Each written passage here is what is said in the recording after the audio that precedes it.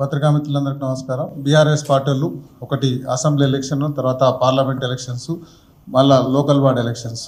So assembly ఎలక్షన్లో fail అయినారు, parliament ఎలక్షన్లో 0 వచ్చింది. లోకల్ బాడీ ఎలక్షన్లో కనీసం సర్పంచ్ క్యాండిడేట్లు, ఎంపీటీసీ క్యాండిడేట్లు, జెడ్పీటీసీ క్యాండిడేట్ల కోసం మేమున్నామని చెప్పుకోవడానికి అన్ని అబద్ధాలు చెప్పే ప్రయత్నం చేస్తున్నారు.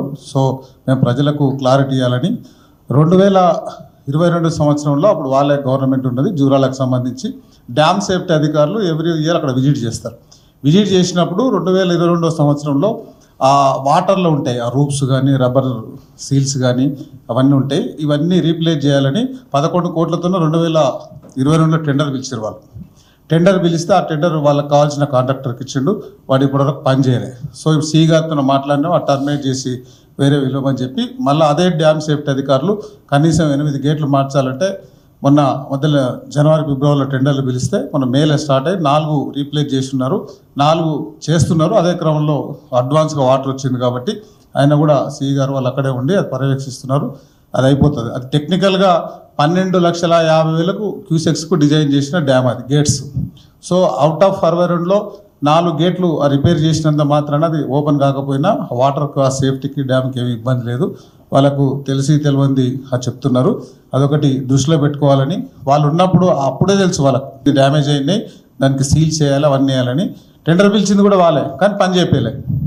సో అది వాళ్ళ అసమర్థత. దానికి సంబంధించిన ఇంతకుముందు 2009లో కూడా 12 లక్షల క్యూసెక్స్ వాటర్ వచ్చినప్పుడు కూడా ఎప్పుడు ఏమి ఇబ్బంది కాలేదు. ఇప్పుడు 1,00,000 క్యూసెక్స్ వస్తుంది, అదేమి ఇబ్బంది లేదు. 12 లక్షలు వచ్చినా అది తీసుకుంటుంది. ఈ మధ్యలోనే వాళ్ళు రీప్లేస్ చేయడానికి మా అధికారులందరూ ప్రయత్నం చేస్తున్నారు. పాలమూరు రంగారెడ్డి మొత్తం మేము కంప్లీట్ చేసినాం. 27,400 కోట్లు ఖర్చు పెట్టినాం. సో మొత్తం పొడిచినాం అని చెప్తున్నారు. అంతకుముందు మన నవంబర్లో ఎలక్షన్ ఉంటే అక్టోబర్లో కేసీఆర్ గారు అక్కడ వెళ్ళి వీళ్ళందరూ వెళ్ళి అన్ని ఊర్ల నుంచి చెంబులు, లోటలు, బిందెలు అన్నీ తీసుకొని రండి, అర్జెంట్ మేము జాతికి అంకితం చేస్తున్నాం, మోటార్ లాంచ్ చేస్తున్నాం, తీసుకెళ్ళి ఊర్లలో దేవుళ్ళతో పూజలు చేయండి అని చెప్పారు. సో ఆయన స్టార్ట్ చేసి హెలికాప్టర్ ఇచ్చి హైదరాబాద్ దిగేలోపు అది బంద్ అయింది. ఇప్పుడు మాట్లాడే మాజీ మంత్రులకు, మాజీ ఎమ్మెల్యేలకు ఇక్కడ నుంచి మేము ఛాలెంజ్ చేస్తున్నాం. సో మేము మోటార్లు స్టార్ట్ చేస్తున్నాం. ఇప్పుడు నార్లాపూర్లో నీళ్ళు ఎక్కడ పోవాలి? నార్లాపూర్ రిజర్వాయర్ నిండిన తర్వాత నార్లాపూర్ నుంచి ఏదులకు రావాలంటే ఒక లింక్ కెనాల్ ఉంటుంది. ఆ లింక్ కెనాల్లో 15 లక్షల cubic metre as and date order అట్లే పెండింగ్ ఉంది. వాళ్ళకి టెక్నికల్లీ ఇది డీవియేషన్ ప్రాబ్లం ఉంది, పెండింగ్ పెట్టిపోయారు. 15 లక్షల ఆర్డర్ చేయడానికి మినిమం 1 ఇయర్ పడుతుంది. వాళ్ళు చేయలే. 27,400 కోట్లు పెట్టి 1 ఎకరాకు కూడా నీళ్ళు ఇవ్వాల. ఓన్లీ ఎక్కడెక్కడ కమిషన్లు వస్తాయో అక్కడ ధన రిజర్వాయర్లు చేసుకొని వెళ్ళిపోయారు. ఆ ఇనిషియల్ స్టేజ్లో చేయలే, కెనాల్స్ చేయలే. అవన్నీ వాళ్ళు చెప్పేదంతా పాలమూరు రంగారెడ్డికి సంబంధించి అది అబద్ధం. మూలిత ఏమంటారు, మేము 90% చేసినాం, 10% బ్యాలెన్స్ ఉందంటారు. 90% మీన్స్ 27,400 కోట్లకు 10% అంటే 2,700 కోట్లు అవుతాయి. 2,700 కోట్లు మేము ఇస్తాం. ఇప్పుడు మా సీఎం గారికి రిక్వెస్ట్ చేసి, మా ఉత్తమ్ కుమార్ రెడ్డి గారికి రిక్వెస్ట్ చేసి 3,000 కోట్లు ఇస్తాం. కంప్లీట్ చేస్తారా? మీరు పిలిచిన కాంట్రాక్టర్లే కదా, మీరు టెండర్లు పిలిచారు కదా, కంప్లీట్ చేయండి. 3,000 కోట్లు ఇస్తే పాలమూరు రంగారెడ్డి కంప్లీట్ అవుతా.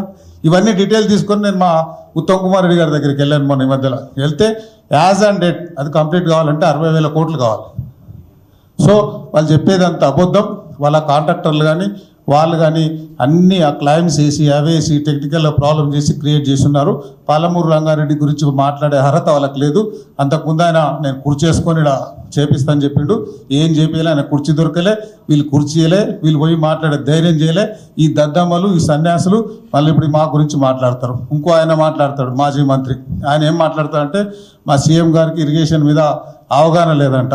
మా సీఎం గారికి ఇరిగేషన్ మీద అంత అవగాహన ఉంది, మీకే ఆ ఇరిగేషన్ మీద అవగాహన లేదు. మీరే ఇంజనీర్లు అనుకున్నారు, మీరే అన్ని టెక్నికల్గా మేమో అనుకున్నారు. మీరు కట్టిన కూలేశ్వరం కానీ, మీరు కట్టిన పాలమూరు రంగారెడ్డి కానీ ఎక్కడ ఏం చేయలే. తెలంగాణ రాష్ట్రంలో అన్ని డ్యామ్లు, భారతదేశంలో అన్ని డ్యామ్లు ఇరిగేషన్కి సంబంధించి, రైతులకు సంబంధించి చేసిందంతా కాంగ్రెస్ పార్టీ. కాబట్టి కాంగ్రెస్ పార్టీ రైతులకు ఏం చేయాలో వాళ్ళకి తెలుసు. కాబట్టి దృష్టిలో పెట్టుకున్నాలి. మొన్న ఆయన ఒక విషయం మాట్లాడండి, డిండికి సంబంధించి కమిషన్ల కోసం టెండర్లు పిలిచిరట. డిండికి సంబంధించి నేను విత్ ప్రూఫ్స్తో వచ్చిన 2019లో సీఎం, అప్పుడున్న సీఎం మినిట్స్ మీటింగ్ పెట్టిండు ఇరిగేషన్ అధికారులతో. మీటింగ్ పెట్టి ఎక్కడి నుంచి డిండికి నీళ్ళు పోతే బాగుంటుందని ఒక స్టేట్మెంట్ చేయించండి. వాళ్ళు చేయించిన స్టేట్మెంటే ఇప్పుడే తెప్పించుకున్నాను నేను. దానిలో నార్లాపూర్ నుంచి తీసుకుంటే ఎట్లుంటుంది, ఏదుల నుంచి తీసుకుంటే ఎట్లుంటుంది, ఇక్కడ ఒట్టెం నుంచి తీసుకుంటే ఎట్లుంటుందని వాళ్ళు చేశారు. సో 3 రకాలుగా చేసేసి ఒకలా నార్లాపూర్ నుంచి తీసుకుంటే దాదాపు 20,000 కోట్లు ఖర్చు అవుతుంది. వెంకటాద్రి అంటే ఒట్టెం నుంచి తీసుకుంటే 1000 కోట్లు ఖర్చు అవుతుంది, కానీ ప్రతి సంవత్సరానికి 250 కోట్లు. సో అట్లా కరెంటు బిల్ కట్టాల్సి వస్తుంది, లిఫ్ట్ చేయాల్సి ఉంటుంది. కాబట్టి దానికంటే ఏదులనే బెస్ట్ అని వాళ్ళే రిపోర్ట్ ఇచ్చారు. వాళ్ళు రిపోర్ట్ ఇచ్చిండ్రు 2019లో. సో వాళ్ళే రిపోర్ట్ ఇచ్చి అప్పుడు మామనారు ఉన్న మంత్రులు, మామనారు ఉన్న ఎమ్మెల్యేలు అప్పుడు ఏం చేశారు, పాలమూరు రంగారెడ్డికి సంబంధించి వాళ్ళందరికీ సీఎం గారి ఇన్స్ట్రక్షన్ ప్రకారం మేము ముందరకు పోతున్నామని డిపార్ట్మెంట్ ఇచ్చిన రిపోర్ట్ 2019.